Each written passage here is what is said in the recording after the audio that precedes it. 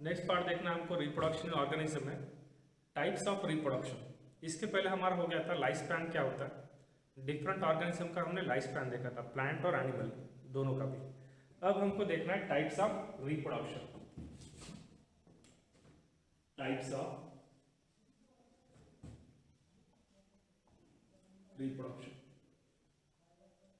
Meaning मैंने बोला आपको रिप्रोडक्शन का। रिप्रोडक्शन एक फिजियोलॉजिकल प्रोसेस है जिसके वजह से इंडिविजुअल क्या करता है, अपना लाइफ स्पैन जो है वो होने के बाद यानी कि वो सर्वाइव हो सकता है। मतलब सर्वाइव मतलब वो फिजिकली सर्वाइव नहीं हो रहा है, वो किसी और फॉर्म में वो एग्जिस्ट करेगा। मतलब इन शॉर्ट किसी भी ऑर्गेनिज्म को अपना लाइफ का रेस कंटिन्यू करने के लिए ये इंपॉर्टेंट फिजियोलॉजिकल प्रोसेस रहेगी रिप्रोडक्शन। तो अब देखिए टाइप्स ऑफ रिप्रोडक्शन जो है, ये दो टाइप का रिप्रोडक्शन होता है। एक रहेगा सेक्सुअल और दूसरा रहेगा असेक्सुअल रिप्रोडक्शन। सेक्सुअल रिप्रोडक्शन है, asexual reproduction. Asexual and sexual reproduction, दोनों में डिफरेंस क्या है? तो नाम से डिफरेंस बोलने आएगा। देखो हमको अ का मीनिंग होता है अब्सेंट और सेक्सुअल, सेक्स इस वर्ड का मीनिंग क्या होता है? सेपरेट। तो मतलब यहाँ पर दो ऑर्गेनिज्म नहीं है, मतलब मेल और फीमेल नहीं है, एक ही ऑर्गेनिज्म रहेगा। मतलब क्या रहेगा यहाँ पर? It involves only a single parent. Asexual reproduction में ओनली वन ही पैरेंट इन्वॉल्व होता है। यहाँ पर क्या होता है? इस वर्ड का मीनिंग अभी मैंने बोला आपको, टू मतलब मेल और फीमेल दोनों रहेंगे। तो it involves two parents, two parents. और जब दो पेरेंट रहेंगे तो मतलब क्या रहेगा? एक रहेगा मेल और एक क्या रहेगा? फीमेल। दो पेरेंट हो गए, ठीक है। अब देखो यहाँ पर एक ही पेरेंट इन्वॉल्व हो रहा है, तो आगे आने वाला जो इंडिविजुअल रहेगा वो जीनोटाइपिकली और फिनोटाइपिकली एग्जैक्टली सिमिलर रहेगा टू इट्स पैरेंट। और जो ऑर्गेनिज्म अपने पेरेंट से एग्जैक्टली सिमिलर है, बोथ मॉर्फोलॉजिकली, मॉर्फोलॉजिकली मतलब एक्सटर्नल अपीयरेंस जो बाहर से दिख रहा है, और जीनोटाइपिकली मतलब जीन्स, जीन्स भी सेम है, तो उसको बोलते हैं क्लोन। और क्लोन के इंडिविजुअल को बोलते हैं remits. Individual form is exactly similar to its parent, is exactly similar, that is morphologically, that is morphologically and genetically similar, that is इसको क्या बोलेंगे हम? क्लोन। और यहाँ पर क्या बोलेंगे? जो इंडिविजुअल फॉर्म हो रहा है अब वो पैरेंट के कंपैरिजन में कैसा रहेगा? डिफरेंट, क्योंकि मेल और फीमेल दोनों के गैमेट थोड़े डिफरेंट है। मतलब मेल और फीमेल दोनों की बॉडी में भी डिफरेंस है फिनोटाइपिकली, और जीनोटाइपिकली भी थोड़े से डिफरेंट रहेंगे, थोड़े से जो चेंजेस आ रहे हैं। तो इसकी वजह से इंडिविजुअल क्या मिलता है हमको यहाँ पर? हाइब्रिड। और जो हाइब्रिड इंडिविजुअल होता है उसके अंदर हाइब्रिड वाइचर होता है, हाइब्रिड वाइचर। ये टर्म सबसे पहले शल नाम के साइंटिस्ट ने बोला था। हाइब्रिड का मीनिंग होता है HY मतलब HIGH, और ब्रीड का मीनिंग होता है क्वालिटी या टू प्रोड्यूस। इसका मीनिंग होता है टू प्रोड्यूस, टू प्रोड्यूस मतलब क्या हुआ? हाई क्वालिटी का ब्रीड मतलब चाइल्ड प्रोड्यूस होगा। तो इसके लिए सेक्सुअल रिप्रोडक्शन जरूरी है।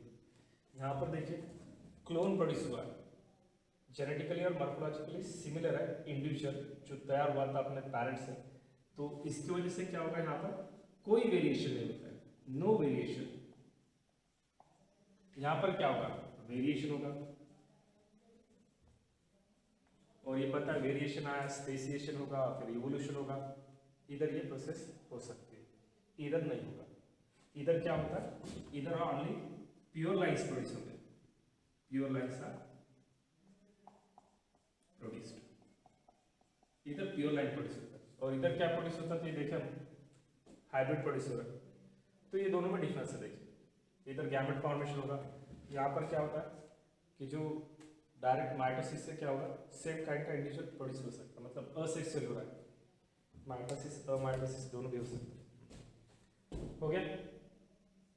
अब इसमें देखेंगे हम टाइप्स ऑफ असेक्सुअल रिप्रोडक्शन, ठीक है, यहाँ तक हो गया। हाँ, अब देखिए types of asexual reproduction. Types of asexual reproduction, ये रब करना था इसलिए। अब एक चार्ट बताता हूँ, पूरा चार्ट आपको याद रखना है, और ये जो मैं रब कर रहा हूँ, ये रब करने के बाद आपको याद रहना चाहिए कि फर्स्ट पॉइंट में क्या बोला था, सेकंड में क्या बोला था, थर्ड में क्या बोला था, फोर्थ में क्या बोला था, ये सब आपको याद हो जाना चाहिए, ठीक है। अब देख रहे हैं types of asexual reproduction.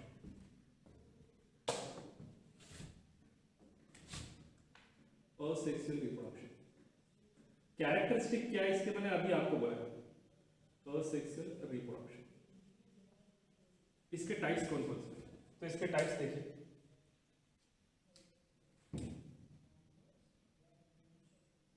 Fisher, उसके बाद फ्रैगमेंटेशन,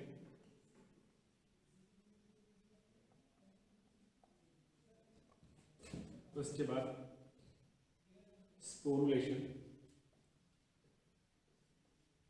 उसके बाद रीजनरेशन, उसके बाद बडिंग,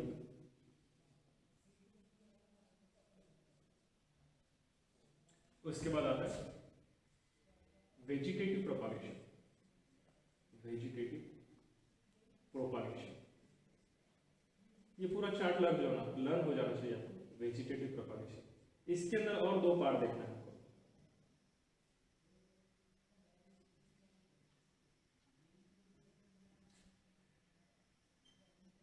एक है नेचुरल वेजिटेटिव प्रोपागेशन, और नंबर 2 इज वेजिटेटिव, वेजिटेटिव नहीं, इधर नेचुरल आएगा, इधर क्या आएगा, आर्टिफिशियल प्रोपागेशन, ठीक है। अब क्या होता है देखिए, ये तो टाइप समझ में आ गया, क्या क्या है इसके types, these are its types.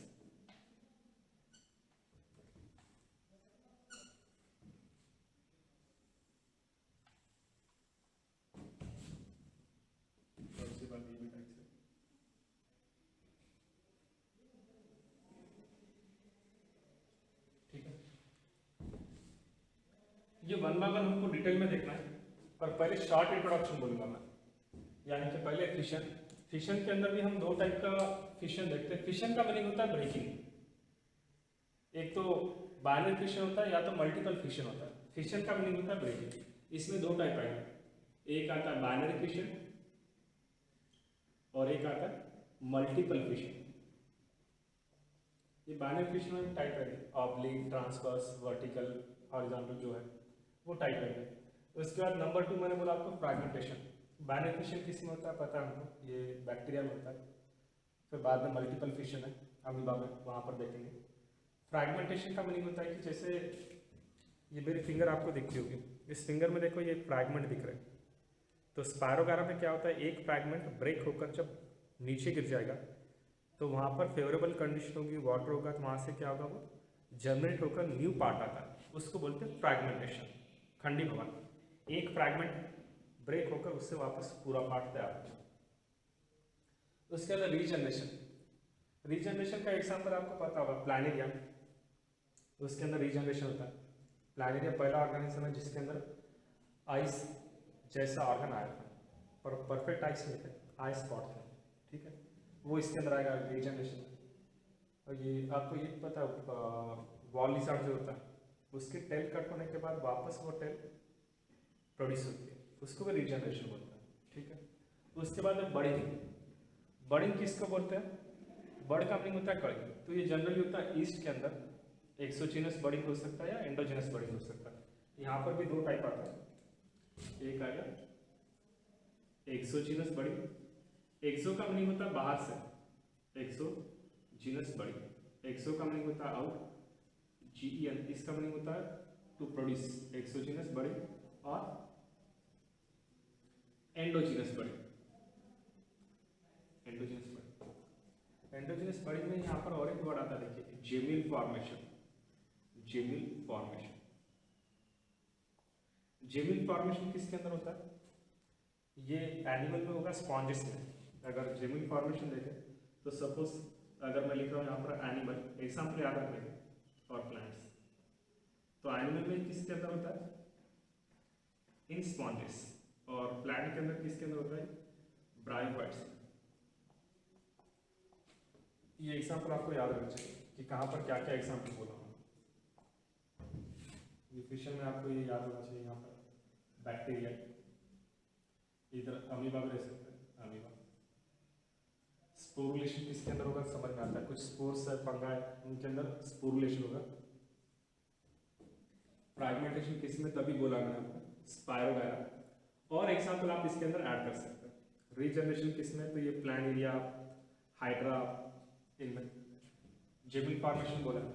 उसके बाद देखिए वेजिटेटिव प्रोपागेशन। वेजिटेटिव प्रोपागेशन जब होता है तो पहले आपको इस वर्ड का मीनिंग पता होना चाहिए, VEG। वेज का मीनिंग क्या होता है? तो आपका जहाँ पर मॉर्फोलॉजी ऑफ फ्लावरिंग प्लांट हो चुका है, वहाँ पर हम क्या बोलते हैं कि कोई भी अगर एक प्लांट है तो उस प्लांट में दो मेन पार्ट रहता है। एक पार्ट रहता है वेजिटेटिव और दूसरा रहता है रिप्रोडक्टिव। मीनिंग बोल रहा हूँ मैं आपको इसका। प्लांट जो है तो इसके अंदर दो मेन पार्ट रहते हैं, एक रहता है वेजिटेटिव पार्ट, एक रहता है रिप्रोडक्टिव पार्ट। जो वेजिटेटिव पार्ट है ये क्या करता है, ये mainly concern with storage of food, जिसके अंदर मेनली फूड रहेगा, स्टोरेज ऑफ फूड, जिसके अंदर मेनली फूड रहेगा। और एग्जांपल देखिए क्या आता है, रूट, स्टेम, लीफ, RSL मतलब रूट, स्टेम, लीफ। और रिप्रोडक्टिव मतलब क्या, जो रिप्रोडक्शन करेगा, कौन? फ्लावर, ये सेक्सुअल रिप्रोडक्शन के लिए, ठीक है। तो वेज का मीनिंग समझ में आ रहा है कि प्लांट के अंदर जो पार्ट फूड स्टोर करता है उसको क्या बोलेंगे आप? उसको हम बोलेंगे वेजिटेटिव, ठीक। तो जो वेजिटेटिव पार्ट है वो रिप्रोडक्शन कर सकता है और उसको बोलेंगे वेजिटेटिव रिप्रोडक्शन। तो जब नेचुरल रिप्रोडक्शन होता है ये कैसे होता है? ये बाय मीन्स ऑफ रूट या बाय लीफ और by stem. Root, stem, leaf, इससे नेचुरल रिप्रोडक्शन हो सकता है।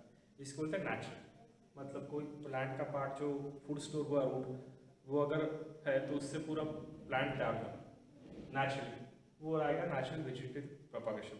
अब ये क्या है, ये पहले मैंने आपको बोला, देखो मॉडिफाइड रूट, मॉडिफाइड स्टेम, जो रिप्रोडक्शन करने पे भी काम आएगा, वो मैं ऑलरेडी बोल चुका हूँ। अब जो आर्टिफिशियल मेथड है वेजिटेटिव रिप्रोडक्शन की, ये मेथड इंपॉर्टेंट है। देखिए इस पार्ट को अगर मैं रब करके इधर लिखूँ तो चलेगा। देखिए इसी पार्ट को मैं इधर लिखता हूँ, इतना पहले याद रखने का। आपको ये चार्ट ड्रॉ करना है, फिर ये जो आर्टिफिशियल जो वेजिटेटिव प्रोपागेशन है वो मैं थोड़ा इधर लिखूंगा क्योंकि वो बड़ा है इसलिए, ठीक है। देखिए इधर का पार्ट मैं रब करता हूँ। देखिए next part is asexual reproduction में जो हमारा रिमेनिंग पार्ट था, मतलब ये जो वेजिटेटिव प्रोपागेशन है उसके अंदर मैंने आपको दो टाइप बोले, कौन सा? एक आर्टिफिशियल और एक नेचुरल। तो इसके अंदर का आर्टिफिशियल हो गया था, सॉरी नेचुरल हो गया था, तो आर्टिफिशियली रिमेन है वही आर्टिफिशियल प्रोपागेशन, ये रहा। अब इसके अंदर देखिए डिफरेंट पार्ट रहेंगे। आर्टिफिशियल अगर प्रोपागेशन देखें तो इसके अंदर मेनली आर्टिफिशियल वेजिटेटिव प्रोपागेशन, ये मेनली 4 टाइप से होता है। एक होता है कटिंग, कटिंग के अंदर भी डिफरेंट टाइप रहेंगे, मतलब किस टाइप का कटिंग हो सकता है? स्टेम का कटिंग हो सकता है, लीफ का कटिंग हो सकता है, रूट का कटिंग हो सकता है। तो यहां पर ये तीनों याद रखने के, रूट कटिंग और स्टेम कटिंग और लीफ कटिंग, ठीक है, ये हो सकता है। उसके बाद और आर्टिफिशियल वेजिटेटिव प्रोपागेशन हो सकता है बाय मींस ऑफ लेयरिंग। तो जब लेयरिंग होता है तो मतलब प्लांट का ये जो कोई ब्रांचेस है वो मतलब सॉइल से निकल कर बाहर आ रहे फिर उसको वापस अपन मतलब बाहर ऐसे ब्रांचेस निकले तो उसको अपन ऐसा सॉइल में डाल के उसके ऊपर सॉइल डाल के न्यूट्रिएंट और से ये डाल के उसको वापस ग्रो कर सकते हैं, वो रहता है लेयरिंग। वैसे तो मैं ये डिटेल में बोलूँगा पर आपको सिर्फ ये चार्ट समझ में आना इसलिए मैं शॉर्ट में बोला हूँ। एक बार चार्ट बन जाए तो आपको आगे का समझ में आएगा। तो ये जो नेक्स्ट स्टेप कौन सी थी, लेयरिंग। लेयरिंग, अब जब ये लेयरिंग होता है तो इसके अंदर भी डिफरेंट टाइप के लेयरिंग है। कौन कौन से वो पहले याद रखिएगा। एक होता है टिप लेयरिंग, दूसरा होता है ट्रेंच लेयरिंग, फिर उसके बाद होगा सर्पेंटाइन, मोल्ड और गुटी। ये सब पता होना चाहिए। ट्रेंच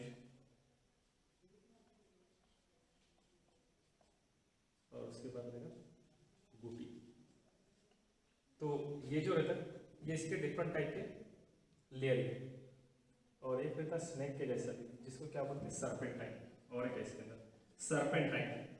सर्पेंटाइन मतलब स्नेक के जैसा बस। तो ये मेथड आएंगे। उसके बाद और एक मेथड इसके अंदर जो आती है वो है ग्राफ्टिंग। ग्राफ्टिंग, ग्राफ्ट मतलब समझ में आता है एक पार्ट पे दूसरा पार्ट लगाना जो कि दूसरे प्लांट करेगा। तो ग्राफ्टिंग के अंदर डिफरेंट टाइप का है। जैसे एक होता है टंग ग्राफ्टिंग, एक होता है टंग ग्राफ्टिंग, एक होता है उसके अंदर वेज ग्राफ्टिंग, और एक होगा क्राउन ग्राफ्टिंग, एक होगा अप्रोच ग्राफ्टिंग और एक होगा बर्ड ग्राफ्टिंग। तो ये पूरे मेथड अपने को पता होना चाहिए।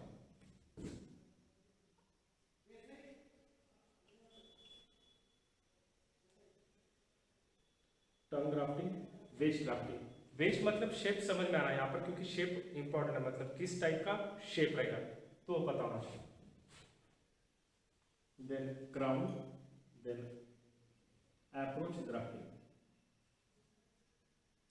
अप्रोच ग्राफ्टिंग ये डिफरेंट टाइप्स है, तो ये सब पता होना चाहिए। इसके अंदर एक ही पार्ट रहना है जिसको बोलेंगे बर्ड, बर्ड ग्राफ्टिंग। तो ये सब इसके अंदर आएगा। और जो फोर्थ स्टेप होती है वो होती है माइक्रो प्रोपागेशन।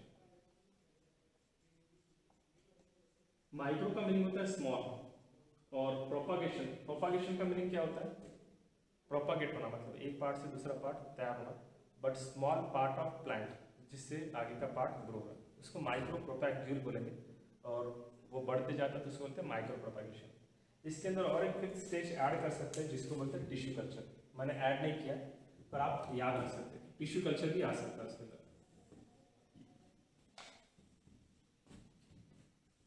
तो ये रहेगा आर्टिफिशियल वेजिटेटिव प्रोपागेशन।